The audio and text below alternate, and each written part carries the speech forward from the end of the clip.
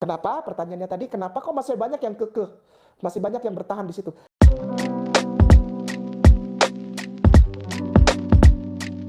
Assalamualaikum, selamat datang kembali di channel ini. Balik lagi dengan saya Luis Prasetyo. Di sini kita akan bahas kembali soal Kainama, yang mana dia mengatakan beberapa alasan kenapa kok orang Kristen tuh nggak mau ninggalin agamanya dan kemudian masuk ke agama Islam. Nah, alasan yang dia berikan ini jelas alasan yang ngada-ngada. Alasan yang sebenarnya dia sendiri kayaknya yang buat karena memang apa yang dia sampaikan tuh nggak sesuai dengan ajaran Kristen yang sesungguhnya. Mari kita langsung nonton videonya saja dan kita akan bahas sama-sama. Kenapa? Pertanyaannya tadi, kenapa kok masih banyak yang kekeh? Masih banyak yang bertahan di situ. Ya di situ enak. Saya mau bilang sama antum, antum mau nggak masuk? Antum melakukan dosa semuanya. Tapi dosa antum ditebus, antum pasti masuk surga. You don't have to do nothing. Kamu nggak perlu melakukan apa-apa. Mau begitu? Ya mau lah semua orang. Enak. Enak kayak apa lagi coba di dunia kita? Kita nggak mikirin dosa, mati masuk surga. Istilahnya tuh masih muda foya-foya, tua kaya raya, mati masuk surga. Mana ada yang begitu coba? Islam nunggingin teh. Kayaknya Anda ini memang agak-agak kurang ya. Menuduh Kristen itu seenaknya bisa buat dosa. Nah, jangan-jangan dulu waktu kamu Kristen, kamu itulah yang suka seenaknya untuk buat dosa. Makanya kamu mengatakan hal semacam itu. Ngaku aja kayak nama. Tapi begini guys, apakah di dalam Kristen tuh bisa seenaknya buat dosa seperti yang digembar-gemborkan sama kayak nama ini? Ya jelas enggak. Mari kita bahas saja dalam Alkitab ya guys. Ya, dalam Roma pasal 6 ayat 1-2 dikatakan, jika demikian apakah yang hendak kita katakan? Bolehkah kita bertekun dalam dosa supaya makin bertambah kasih karunia itu? Sekali-kali tidak. Bukankah kita telah mati bagi dosa? Bagaimana kita masih dapat hidup di dalamnya? Ingat nih, saya garis bawahi sekali-kali tidak. Oke, jelas ya.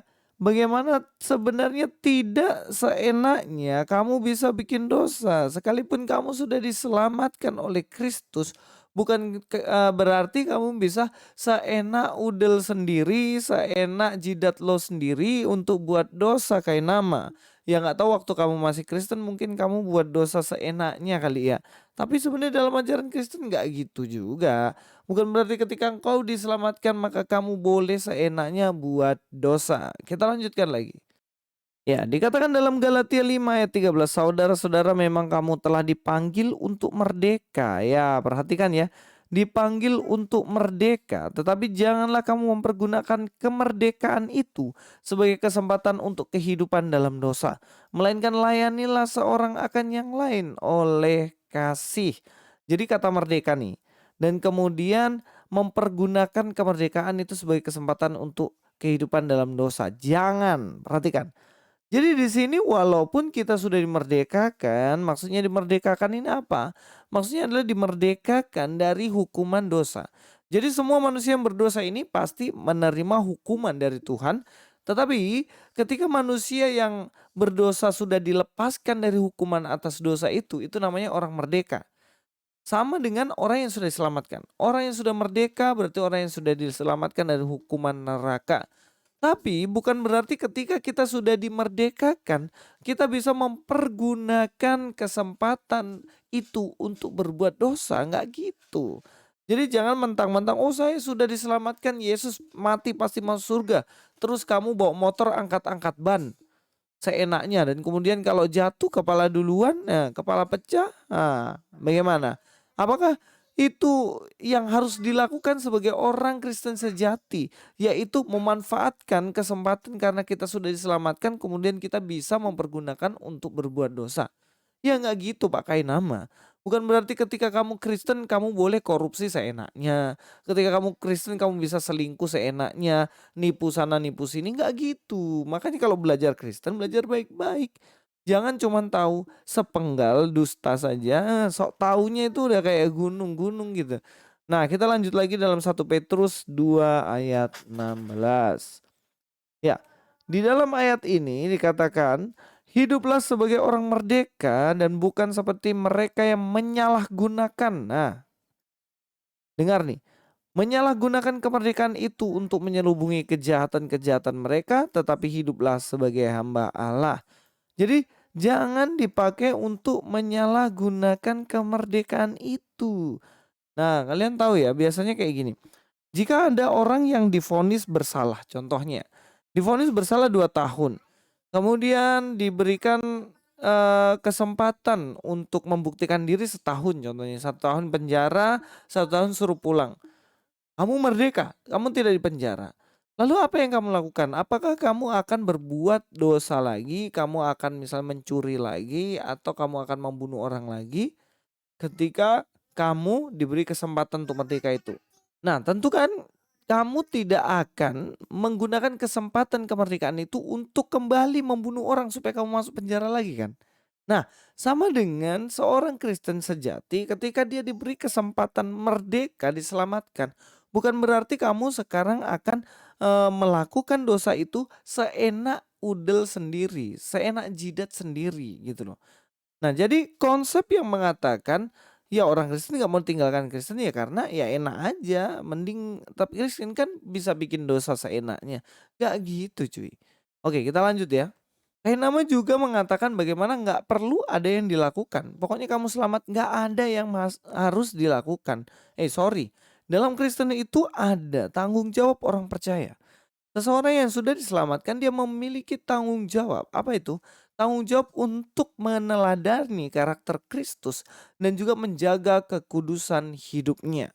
Dalam 1 Petrus 1 ayat 15, tetapi hendaklah kamu menjadi kudus di dalam seluruh hidupmu, sama seperti Dia yang kudus yang telah memanggil kamu.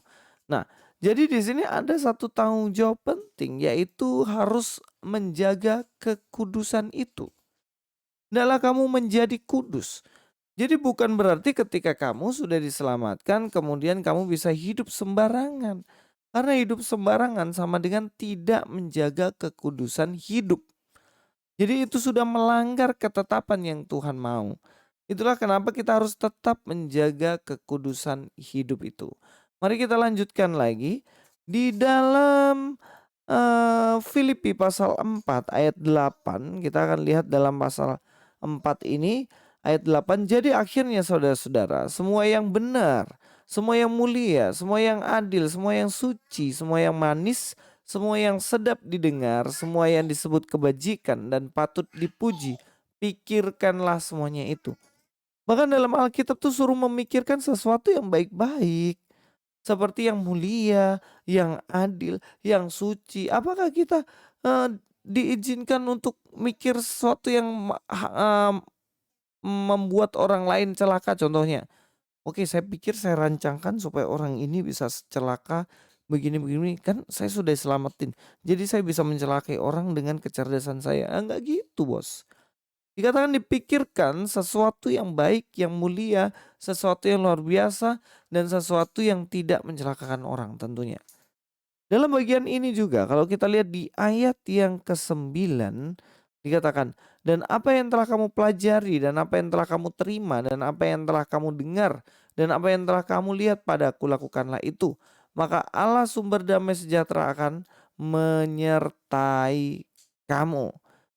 Jadi apa yang telah diterima, segala sesuatu yang benar, yang baik, itulah yang harus dilakukan. Jadi bukan seenaknya pakaian. Jadi sebenarnya tuntutan dalam Kristen itu sulit. Sulit. Istri harus cuma satu, ya kan? Nah, terus dikatakan lagi nggak boleh nipu-nipu, nggak boleh korupsi, nggak boleh apa lagi. Kan berbeda dengan Anda kan.